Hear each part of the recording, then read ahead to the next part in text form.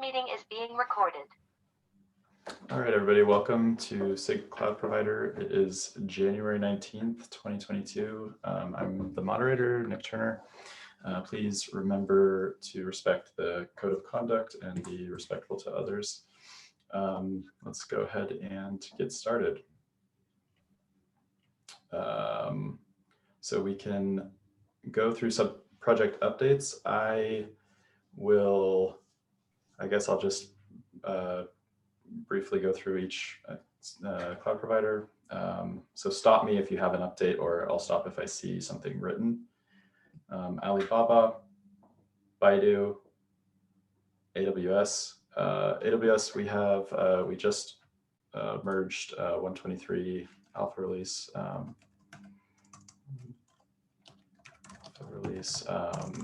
Let's see, I think that's all we have. Kishore, did you have anything? No, I don't. That's it. Thank you. Azure. Yep, just pretty much the same stuff. We got 123 in, we're doing patches, the usual. GCP. So one interesting note on the GCP, and this may affect everyone other than Azure. There was a recent PR from Red Hat, thank you Red Hat, to upgrade the cloud provider GCP repo to be, I think, 123 compliant. And I was reviewing it and I noticed that it was pulling in an Azure library, which we still don't know where it came from, but I noticed it's actually in the Kubernetes kernel. So there's some interesting, something is pulling in one of the Azure core libraries that doesn't look like it's actually the Microsoft cloud provider Azure implementation. So we're going to be following up on that. But yeah, someone, either Red Hat or someone from Google will try and work out why that Azure library is being pulled into the main portion of Kubernetes. Great, thank you. Can you put a link either in the notes for this meeting or in the chat so that we can see if there's something we did that we can undo? Sure, give me one. And thank you. Yeah, no worries. I'm trying to find the. I sent that to the chat. Please take a look. Yeah, I will. Jerry put it in chat. Oh, all right. Yeah, awesome. Yeah, so we just need to follow up and work out why that library is being pulled in. No offense to any of the Azure folks, but it just feels a little weird having the cloud provider GCP implementation with a Microsoft with an Azure library in it. And I'm looking at the recent comments on that issue. It looks like a few hours ago, somebody pointed out this is like a Go ANSI term thing that just happens to be under Azure's GitHub repo, but we should definitely figure out why an implicit dependency that, shouldn't be cloud provider specific is listed like that. Yeah, we see the same thing on IBM. Yeah, like I said, I was assuming this wasn't GCP specific, but it wasn't. Also, it wasn't like if I look for the ANSI term inside of Kubernetes and Kubernetes vendor, I wasn't actually seeing what pulled it in. So anyway, yeah. Cool. All right. Yeah, for what it's worth, those users, Fidosin and Joel Speed, those are guys on my team at Red Hat. And yeah, this provided us with an interesting conversation today. So we were kind of stumped by this as well. Yeah, I mean, like, I don't think they did anything wrong. So I did actually mean it when I said, thank you for the PR. It's just, right, that's where I wanted that answered before I approved. And I will, oh, go ahead. Go ahead, Bridget.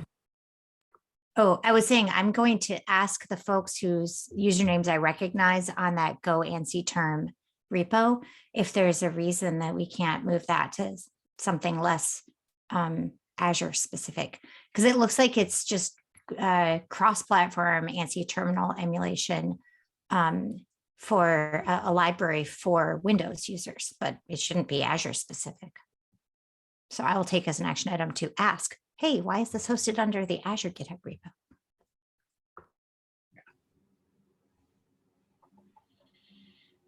Cool. All right, rest of the updates, Huawei, IBM, OpenStack, vSphere, extraction migration. All right, moving on to the agenda. Walter, you have the first item. Go ahead. Well, you say I have the first item, but apparently Nick and Andrew have managed to perform a successful coup, and I am being ousted as co-chair now. I'm teasing. So one of the rules for the SIG, I think it actually may be more than just our SIG, but it definitely is for our SIG for some fairly good reasons, is we do not want to overrepresent any one cloud provider in the chairs for the SIG. And as a few of you may be aware, my co-chair, Andrew, has recently joined Google. So this does mean that at this point we have 2 co-chairs from Google, which is actually against our charter. So I will be stepping down as co-chair and going to being just one of the TLs for the SIG. So only Nick and Andrew will be your co-chairs. That sounds like less of a coup and more of a, oh, hey, look at that new friend who now gets to do the work. Quit revealing my secrets, Bridget. That's exactly what it is. I was duped. Yeah, But thanks also, for I all think your hard work. one and thing that everything. we're also doing is kind of more defining the TL role, right, Walter? Yes, we will definitely be doing some, and in fact, that is happening across the Kubernetes organization in general. Is most of the SIGs are being asked to better define their TL role.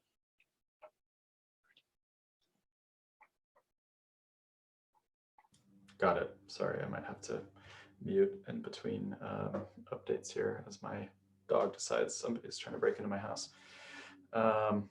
So great. So Andrew, you're next on the agenda with 124 KEPs. Do you want to take this one? Yeah. Can you guys hear me? Yeah. Okay. Sorry, I'm having audio issues using the Zoom web client. So I'm dialing in from my phone as well. Yeah, so in the extraction migration subproject, we spoke a bit about like what KEPs we want to work on. And so I figured, given the KEP deadline is coming up next month, early next month, I think we should just have that conversation again with the list of KEPs. Let me actually try to find. So I think there were 4 KEPs we talked about. Let me try to find this actually. One sec.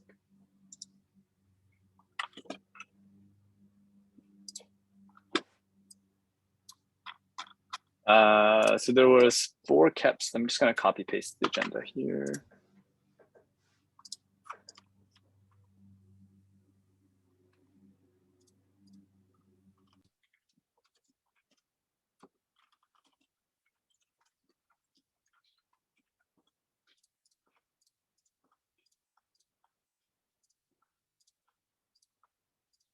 I think it was these. And this is the priority that we had agreed on then. The first one being like having the admission webhook integration so that we can do PV labeling.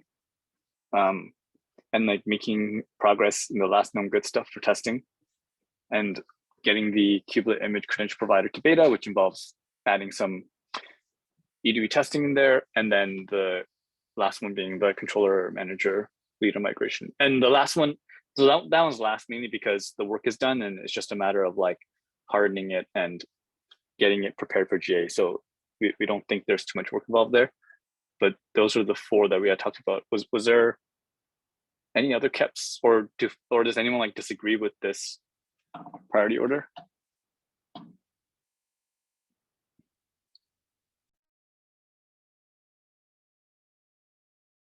I agree with the priority order. One thing I think we should do is have, we should nominate people to not necessarily do the work, but just be responsible for finding people to do the work.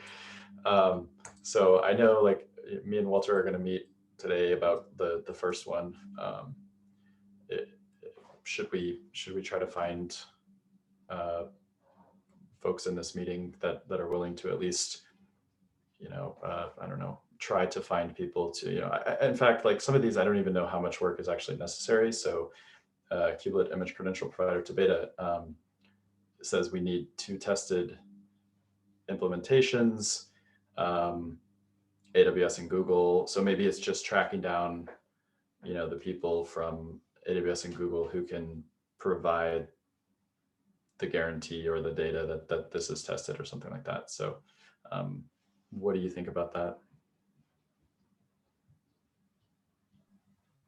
Yeah, that makes sense. So so maybe just like gather a list of volunteers who want to take up any of them, and then we can have another meeting and just figure out who can work on what. Yeah, and I'll start with putting mine and Walter's on the first one. Last known good. Sorry, Bridget, I totally missed your first note in the agenda there on PRR. That's a good point. I find that like PR is like the thing that is most review constraint and the thing that tends to block KEPs. So we should make sure the PR questionnaires are filled out at a time and looking good. And I don't want to make it sound like it's a bigger barrier than it is. It's basically just like a couple of pull requests, but you need to make sure you have them in place or the KEP is not going to move from stage to stage. And it didn't used to be that way. And so if you're thinking back to a few releases back where it was much easier to just be like, this is going to beta. Oh, at this point, if you want to move something from alpha to beta, there is work to do. And you got to pay attention to that. So I'll drop a link in the chat as to what that looks like. Okay, so is that note specific to this KEP? No, literally moving any KEP to any stage now has a slightly different process than it used to have. So if you're wanting to work on that, just keep in mind that there is something you should check. Right, okay.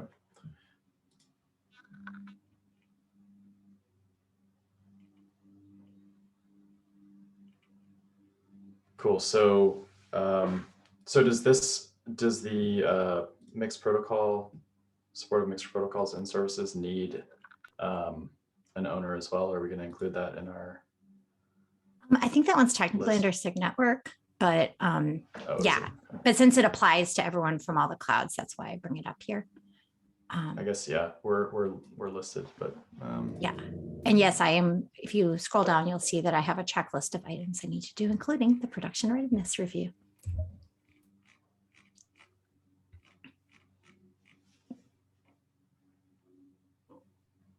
As you can see.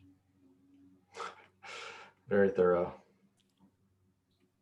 This is a maybe overkill, but you want to get your KEPs through. You got to just make sure you've got all your items kept in mind. Cool. Okay. So last known good. Do we want? Does anybody want to sort of drive that?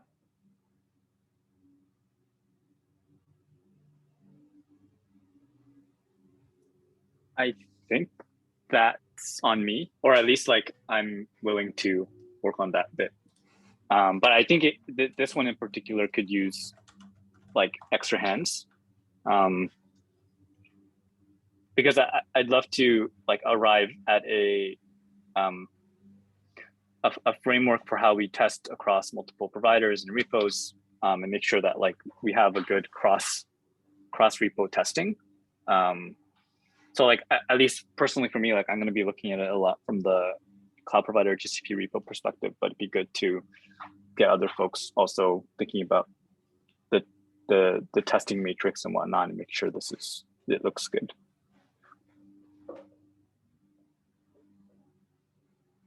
Got it. I am Cool. willing to sign up. Unfortunately, I had someone working on it, but they've moved to a different team.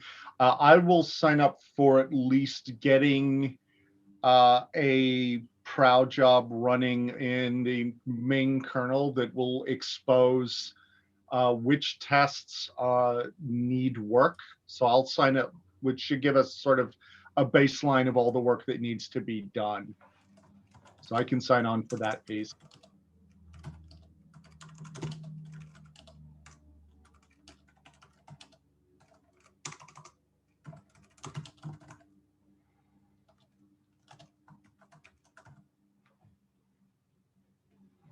Okay.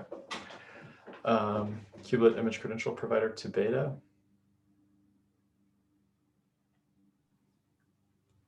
I guess I could take this one too.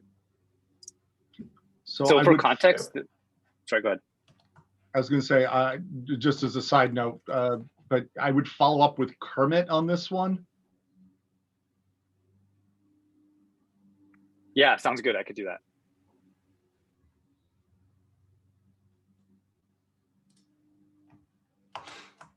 All right, and then leader migration.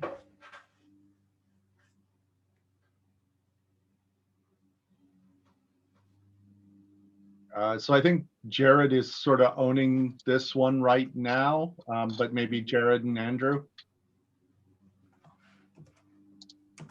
Yeah, Sorry to for volunteer you this, there, Andrew and Jared. so for this one, we only need the testing working. There shouldn't be too much features to go on.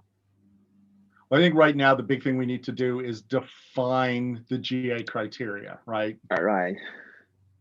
So I think right now I wouldn't worry about anything other than coming up with a good GA criteria that we can all approve of. So last time we talked about that, saying like all providers need to be like this feature should be working for all providers, but you know it's pretty expensive to develop the whole E2E test on one provider, not to mention all providers. And So- adoption timeline will be different. Please go ahead. Agreed. So I just to be clear, and I'm not the only one who gets a say in this, but my perspective is that for us to say it is general availability and we believe it 100% works, we need automated tests on a system. We need confidence that those tests are in enough depth that we believe they work. And we need testimonial. I will say testimonials. We can work out how we want to surface that. But we need all of the providers who plan on using it to basically have tried it and said, yeah, this works for us. I don't necessarily think we need automation on every cloud provider, because certainly we have other features that are GA that aren't tested on every provider. But I think that based on what the feature is, we need confidence that it works everywhere. And then we need a mechanism, which can be one cloud provider where we know it gets tested on every release so that we have confidence that it doesn't get broken. And I think that's this, and for those who are familiar with the concept, I think that's table stakes. I think there may be other things that we should add as well, but I mean, the GA criteria are not supposed to be an easy bar to meet. Okay, that's fair.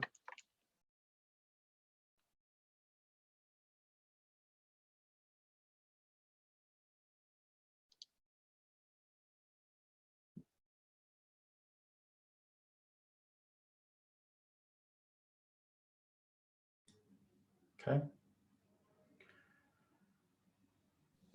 So Jared, did you want to take the action item of like making the J criteria and the KEP clear, or did we already do that?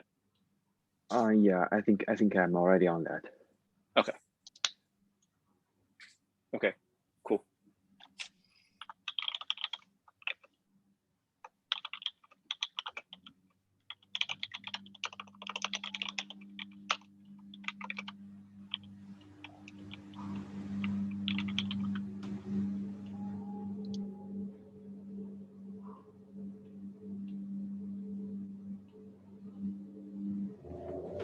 Awesome.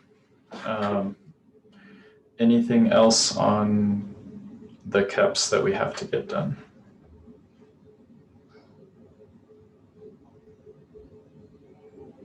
Cool. All right.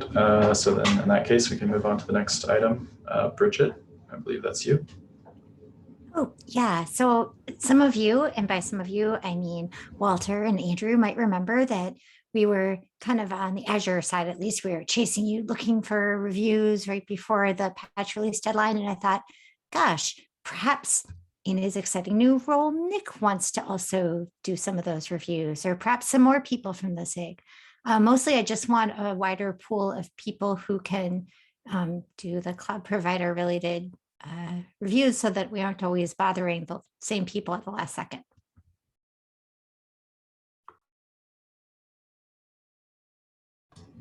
Yeah, I'm absolutely willing to take on more reviews. I know that there were restrictions on like who can be a reviewer for the entry legacy providers. Basically, I just want, that's why I put it on the agenda. I'm like, we should figure out how to remove any barriers to add maybe Nick and a couple of other people eventually. Yeah. Don't even really care who, I just don't want to constantly bother poor Andrew. I think the context here is like we shrink to the number of approvers because we wanted to slow down like feature development and have people focus out of tree. But I think the result of that was like Walter and I being the only approvers under the legacy cloud providers directory. And I think the problem is like Walter and I actually are doing full reviews of that. But maybe like the right thing is like, we should just be like stamping the PR saying, okay, like I'm acknowledging that this is a bug fix and not a feature, and then defer to the actual owners of that package to do the review. So I don't know, like I feel like I think maybe I'm causing myself more pain by like doing a full review when I don't have to. But I don't know if we have the right like owner semantics to actually to do that, because there's only like one of you only need one approver, right, for a whole PR.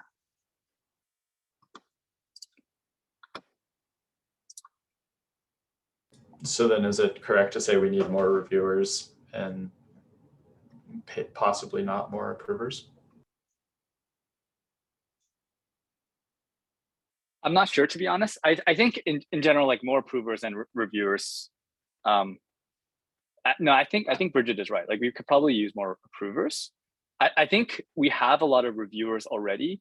They're just not officially approvers now because of the bug fix change that we made. Or like maybe the right answer is like maybe we put the owners back, like put the original approvers back in there, but like we really want to make sure and have guardrails that we're not letting like features in. So like maybe we can have a bot integration that just blocks the features instead of like having people review the PRs and make sure they're not features. Yeah, I'm not sure, to be honest. I'm just rambling at this point. Yeah, makes sense. Somebody, I guess me, you and Walter should probably take an action item to figure out what we can do, whether it's add a approver or you know, change how we do approvals. Thank you. Yeah, sounds Appreciate good. it.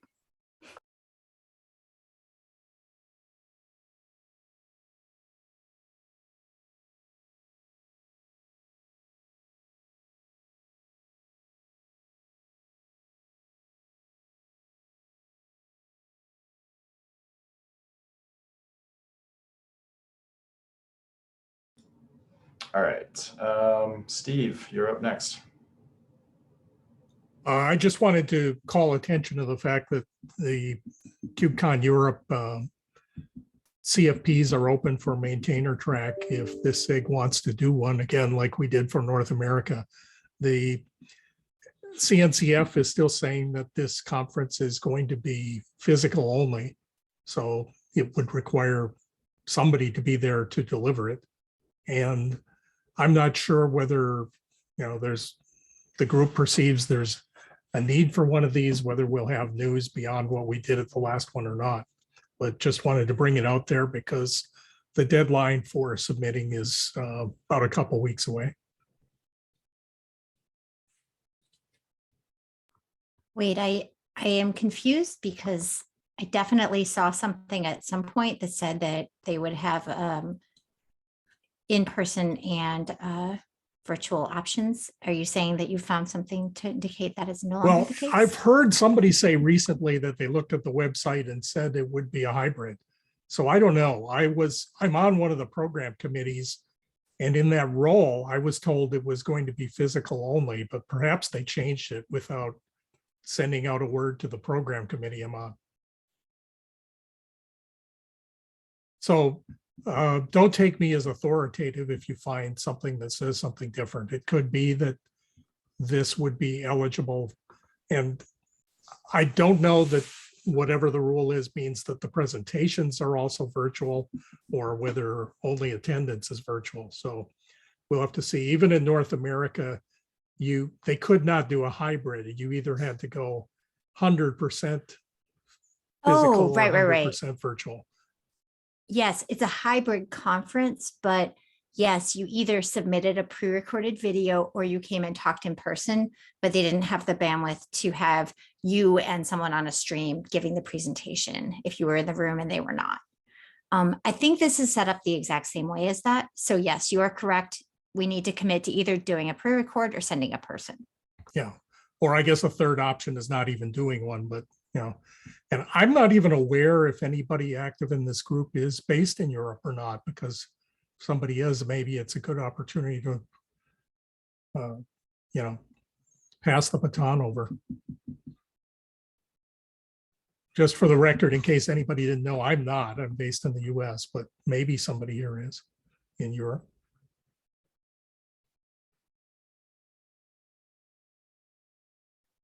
So I guess next steps are maybe to just do an informal poll on whether people think that the group wants to do one. If we do,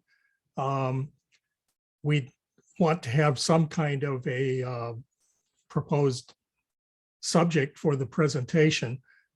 I am willing to work on helping prepare a CFP and a deck, but I don't feel that I don't have a topic to nominate, but I'm willing to help like I did at the last one if that's of interest. I'm also willing to step aside and let somebody else do the whole thing if they prefer, but just putting it on the table because by the next meeting in this group, it's likely too late. So I think we have to make a decision now.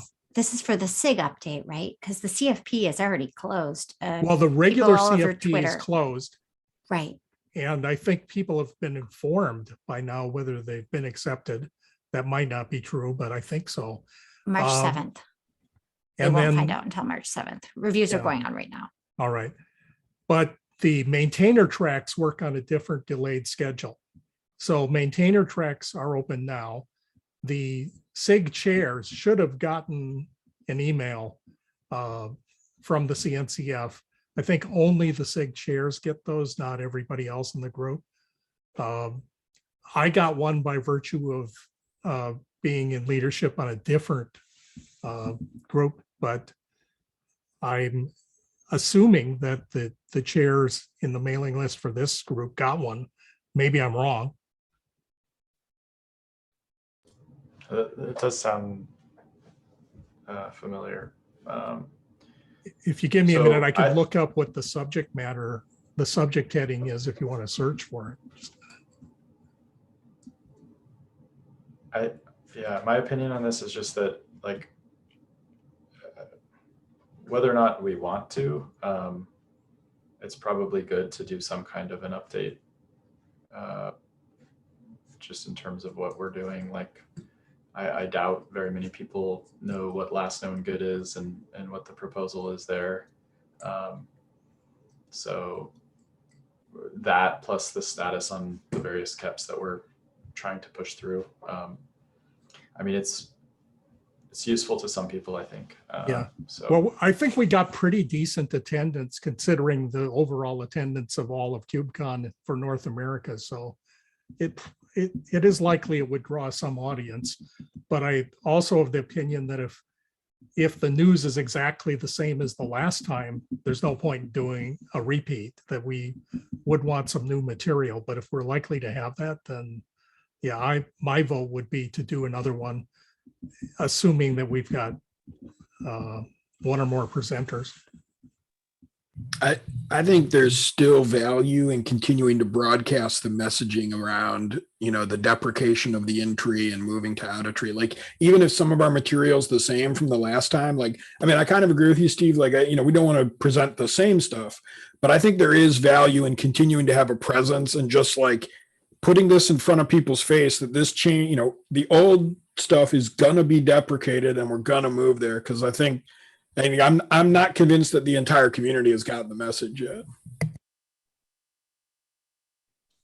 yeah, I agree with that.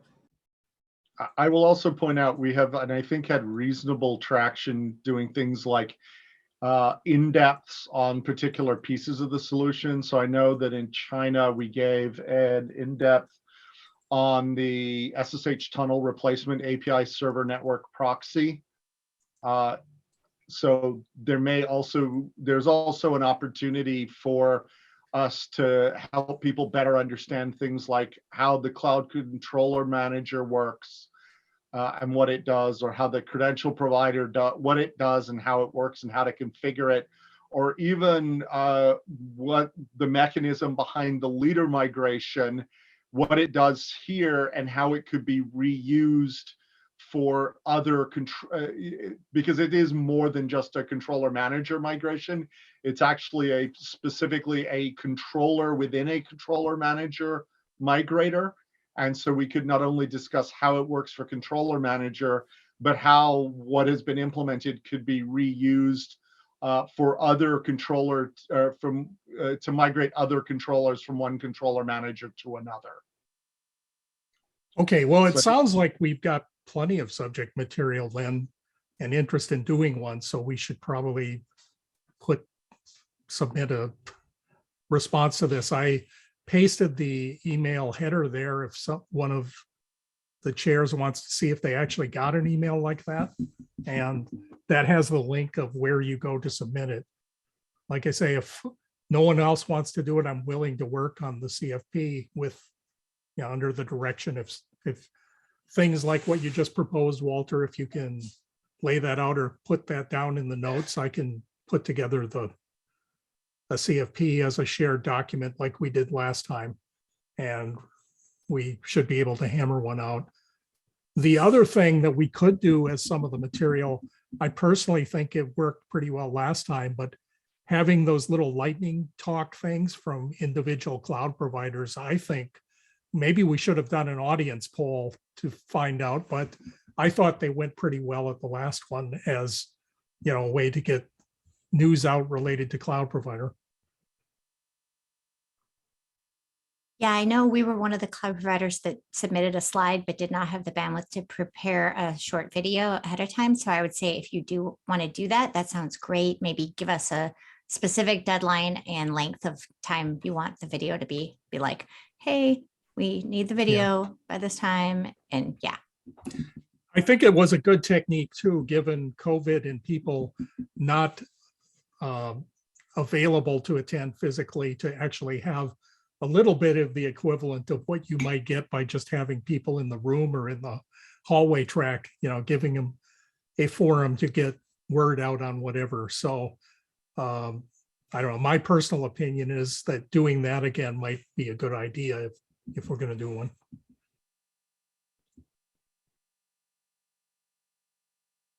Just for what it's worth, too, a colleague and I submitted a talk to the next Kubecon about doing the migration from in-tree to out-of-tree and kind of like what we've been going through at Red Hat too. So, I mean, we talked about this, I think, before the new year or whatnot, but it's not related to the SIG, but topically it's kind of related. Okay. Maybe what we can do is not duplicate that content, but if the SIG's talk goes first, we can give a referral to the audience to go catch the other one too. That'd be really cool. I think given the topics we've mentioned here today, I don't think there'll be overlap, but yeah, shout outs are always appreciated. So Steve, did you have the deadline? Yeah, it's in that header that I put in the chat. So it's February the 14th. So maybe we will have another meeting before then. It's out there a little further than I thought. Not quite a month away, but close to it. Okay.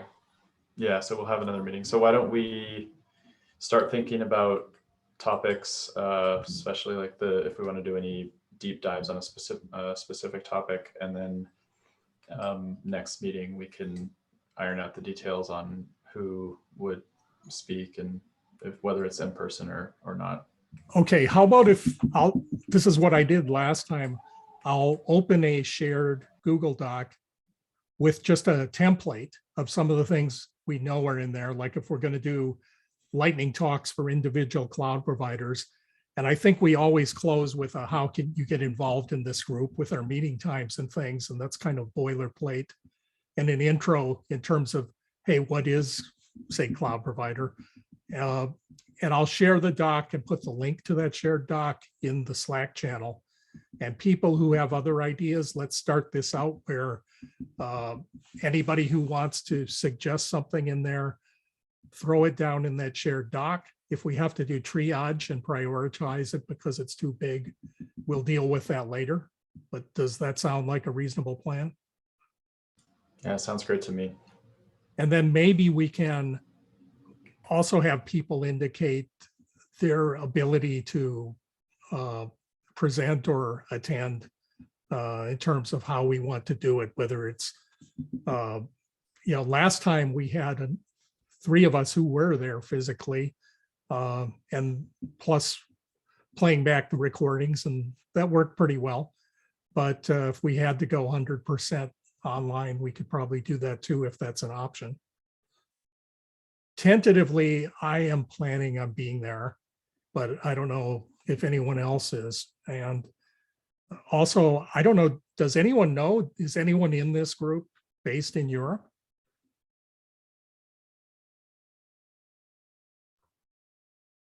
Elmiko, I think you're on mute. No. I was just going to say this meeting is extremely late for our European colleagues.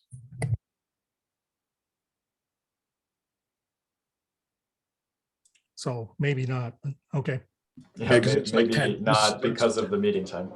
Maybe they would be if it was earlier. I know for a fact there are some Red Hatters who would attend if there were a better, meeting time for them. But like for them, it starts at 10 p.m. So it's just not feasible. I actually, since we brought the subject up, I think there are a few Googlers who would like to be a part of this, who would also be much happier if we could move it to an earlier time so that it was more Europe friendly. So as someone who isn't a chair, I am going to petition our chairs to maybe consider doing something like either moving it earlier or making every other one of these meetings earlier. I'm cool with earlier as well, but I guess like how early is okay for the West Coast people? Because like I'm cool at like 10, 11 my time, but like that's 7, 8 your time, whatnot. So I've got a suggestion, having done meeting changes with other SIGs and working groups, is that probably the better way to do it is to make this a poll that you put on Slack, because asking the people here it is just not a correct sample. You might get more representation because obviously the people who don't like this time aren't here to speak for themselves. So maybe a poll with a number of selections that people would vote for, either yes, no, or prioritized would be the way to go here. Okay, sounds good. And I think just for whoever puts the poll, I think maybe some folks in Asia might also be interested. So maybe we should put some time slots in there that are both Asia and Europe friendly.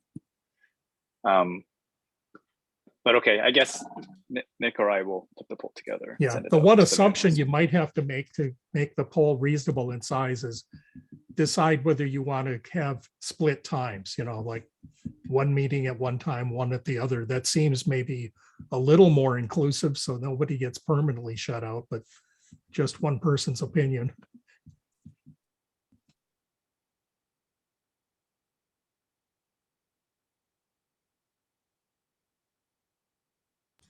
All right. Just taking some notes. So next meeting we'll iron out the details for the talk in person versus virtual, what subjects we want to cover, and who's talking, and then one of us will create a poll to see what meeting times people like, and we can do that in Slack. We should probably also send it out on the mailing list as well.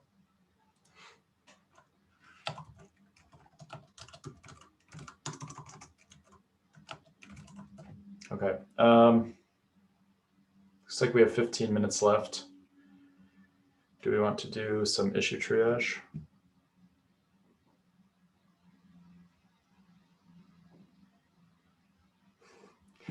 Yeah, let's do it. Is that a resounding yes? So on the Cool. topic of like on the topic of like meeting times and whatnot, I do wonder if maybe we want a dedicated meeting for issue triage also, or like just something to consider. We don't have to decide now, but just something that came to mind since we're talking about it. Yeah, I think that would be a good idea. Because we never know how much time we're going to have for it. Yeah, I like that idea. SIG Network also does, SIG Network does issue triage right at the beginning for a time-boxed amount, which is one thing to consider. I was going to say, the other is API Machinery, and they have a much higher load of issues than we do, but they actually do issue triaging twice a week in 2 dedicated meetings.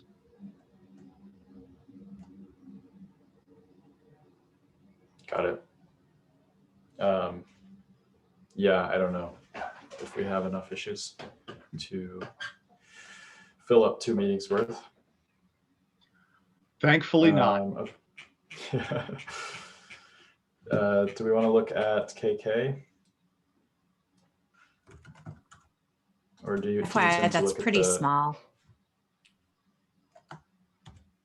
The font? Sorry, what? Yeah, that's better. Thanks. Okay.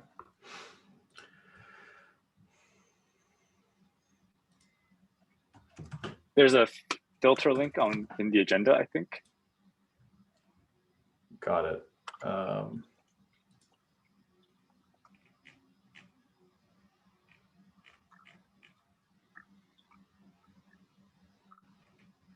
In this agenda?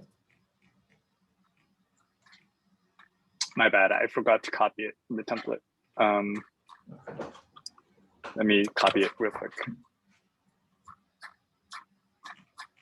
Okay, I put it at the bottom.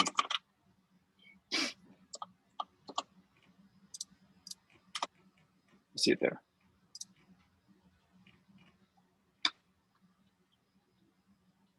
You put it at the bottom of the template or the bottom of the bottom of the today's agenda. Today's, yeah, okay. Right there. Got it. Okay. I guess needs triage.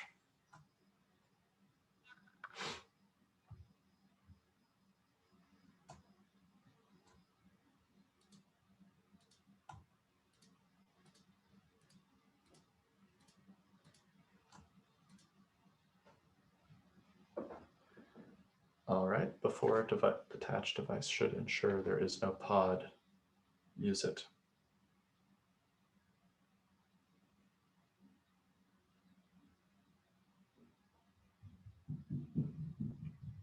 This is in Kubernetes package volume. So this is kubelet volume stuff, I'm guessing.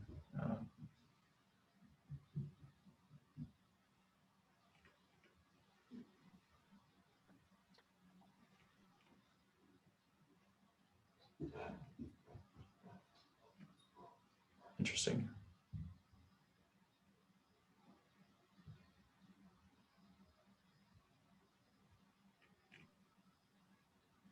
I think this is a known issue that's been lingering for a while. I think that has come up in multiple issues, but basically there's an issue where like if you have a pod that was attached to a volume and then the underlying node goes down or whatnot,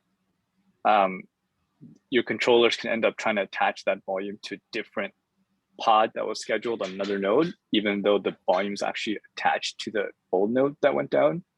And that causes like data loss or like race conditions where two things try to write to the same disk.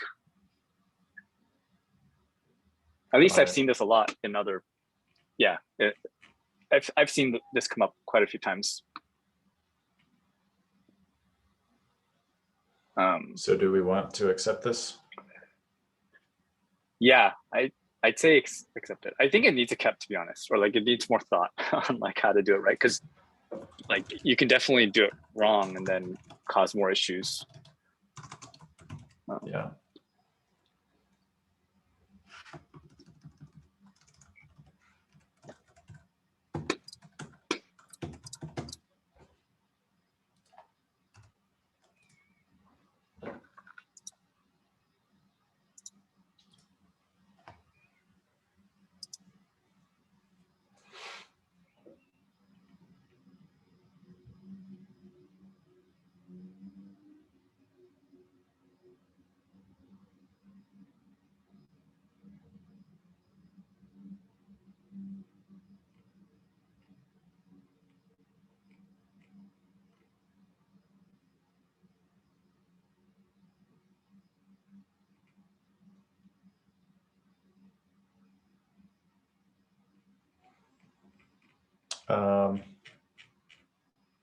I think this needs, I mean, unless anyone happens to know, so they're saying like there should be a check for device path to ensure the path exists, but I don't see any explanation of like what the failure mode is.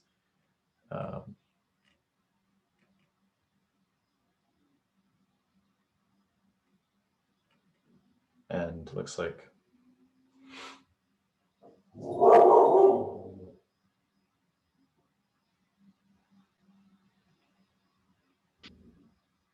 Yeah, I think there's something. The other thing is this.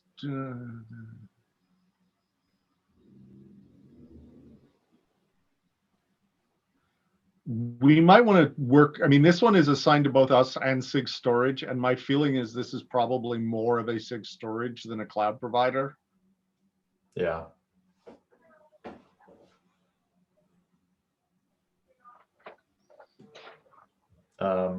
I recognize this username.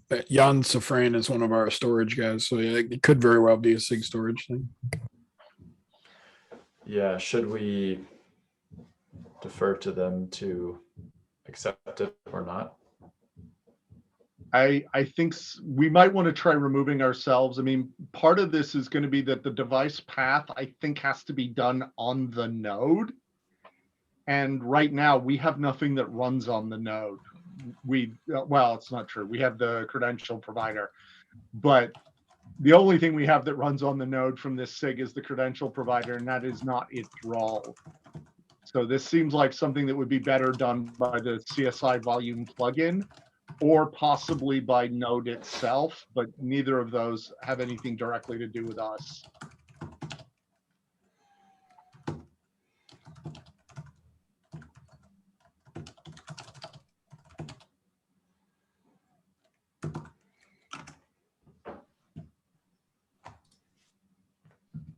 Okay, let's see what SIG storage thinks about it.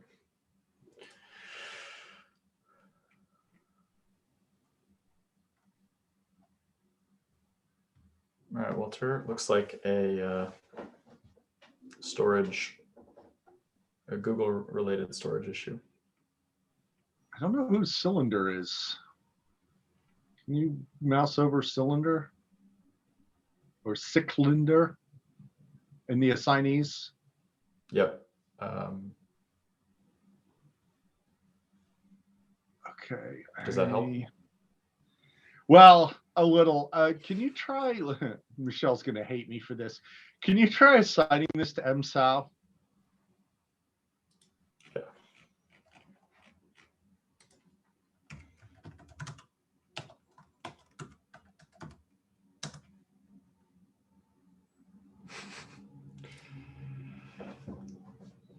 Now it just looks like Nick assigned it to her without without asking. Yeah.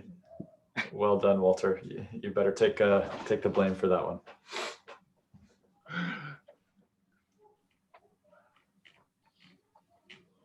All right. So it looks like all of our issues were came up from one person going through and trying to do something. Use zone from node for topology aware volume creation. Yeah, I'd say this is storage too, because like it sounds like the topology information is already on the node, so like the cloud provider part did its thing, but then the storage part has to pass along.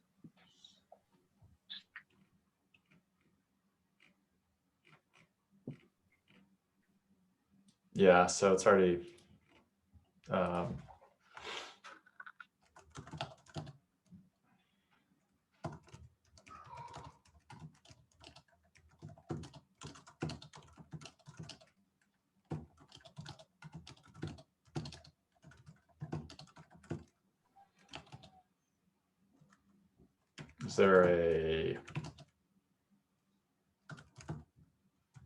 is that going to work? Remove SIG, is that a command? I think so, yes. Yep. We'll try it.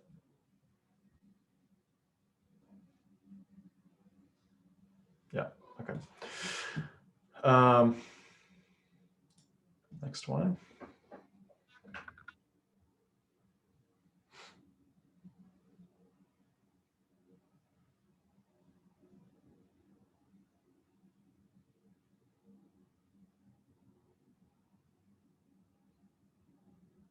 Seems like this one already has people assigned to it from SIG network.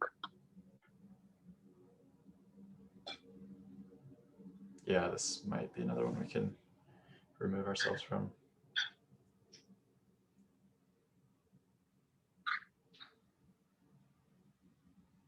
It seems like they just need to use a finalizer.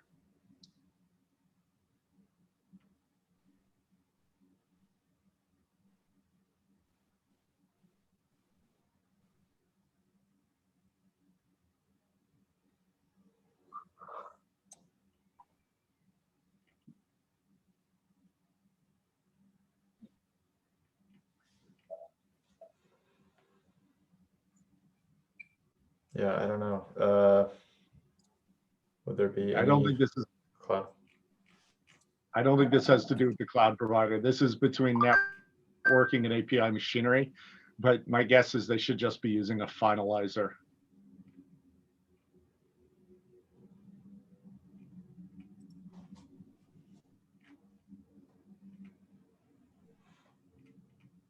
Yeah, Walter, you did assign Kishore. I think at one point it was being looked. There was some indication that it was Amazon only, but I'm not actually seeing where we got that.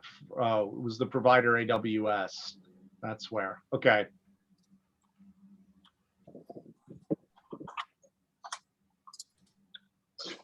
Yeah. Okay, I'll leave. Kishore, do you want to take a closer look at this, or is Kishore in the call? I don't think Kishore's in the call. I think he was earlier, but it might be worthwhile to actually leave the cloud provider thing in there, because it does seem like the implementing ingress controller could do something. So like I know like the endpoint slice API, we recently added a terminating condition. So there could be a case here where you can update the ingress controller or the AWS load balancer controller to watch endpoint slice instead, and then like delay the removal of an endpoint while it's terminating, as opposed to just removing it right away when you delete it. But like that should be an issue in like the AWS controller, but maybe we reference this one here. Yeah. Okay.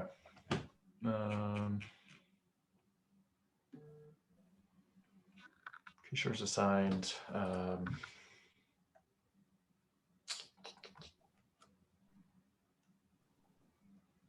I'll just ping him again and say. I think we can just like triage accept this one. Like it's an actual issue. And like the right people are CC'd. Okay.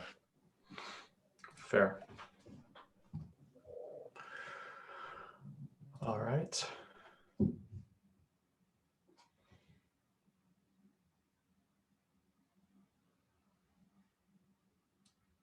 Walter? You grabbed me just as I was saying bye. Loops forever in case of metadata cannot be reached. The right people are assigned to this one, so I would say we just triage accept. Okay.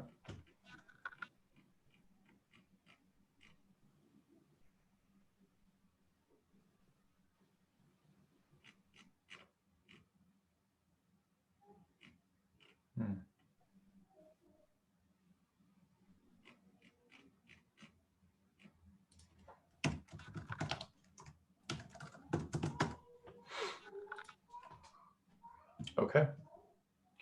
That is everything, and we are out of time.